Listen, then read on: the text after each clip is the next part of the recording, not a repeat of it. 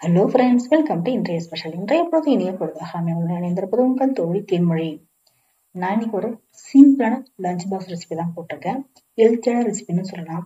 இதோட ஹெல்த்தியான lunch box recipe செய்ய முடியாது. ஒரு 15 மினிட்ஸ் இருந்தாலே போதும், நீங்க செஞ்சு கொடுக்கலாம்.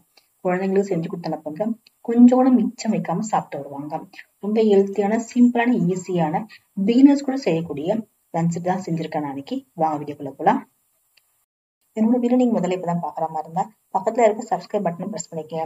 நான் போட்ட வீடியோ நோட்டிபிகேஷன் வர ஆரம்பிக்கும். சிம்பிளான ஈஸியான ரெசிபி தான் நான் போடுவேன், ட்ரை பண்ணி பாருங்க.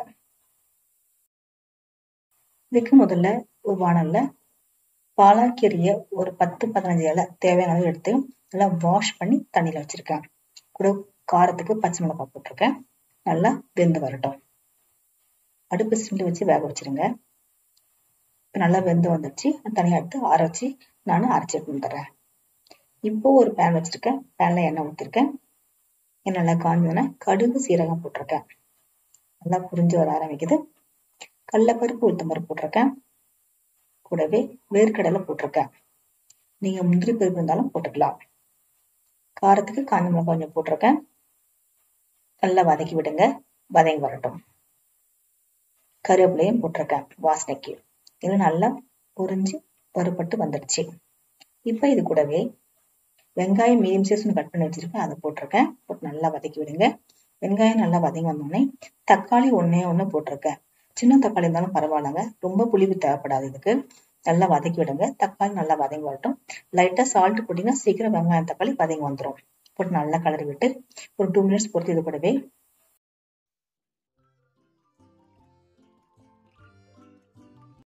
கட் பண்ணி வச்சிருக்க கேரட் போட்டிருக்கேன். நீங்க கேரட், பீன்ஸ் இதெல்லாம் போட்டுக்கலாம். குழந்தைங்களுக்கு காய்கறி போட்டு செஞ்சு கொடுத்தீங்கன்னா குழந்தைங்க விரும்பி சாப்பிடுவாங்க.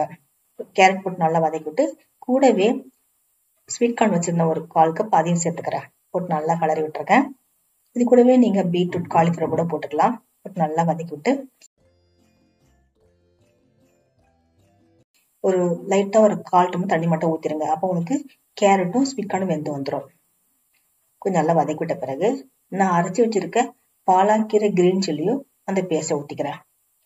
ஊத்தி நல்லா கலரி விடுங்க. சால்ட் போட்டுக்கலாம். மஞ்சள் தூள் கொஞ்சம் போட்டிருக்கேன்.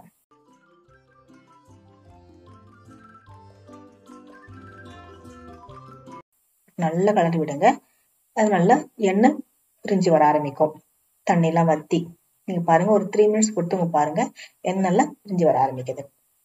இந்த ஸ்டேஜ்ல வடிச்சு வச்சிருக்க சாப்பாடு 1 கப் இருக்கு, அதை போட்டுக்கலாம். போட்டு நல்லா கலரி விட்டு சால்ட் போதுமா வேணுமான்னு பார்த்து திரும்பி சால்ட் போட்டு கலரி விட்டீங்கன்னா உங்களுக்கு சூப்பரான பாலாக்கீரை புலாவ் ரெடி ஆயிடுச்சு. அது குழந்தைங்களுக்கு ஸ்கூல் லஞ்ச் பாக்ஸ் கொடுத்தனப்பங்க விரும்பி சாப்பிடுவாங்க. இதுல எல்லாமே காய்கறி போட்டுறதால ரொம்ப ஹெல்த்தியானது.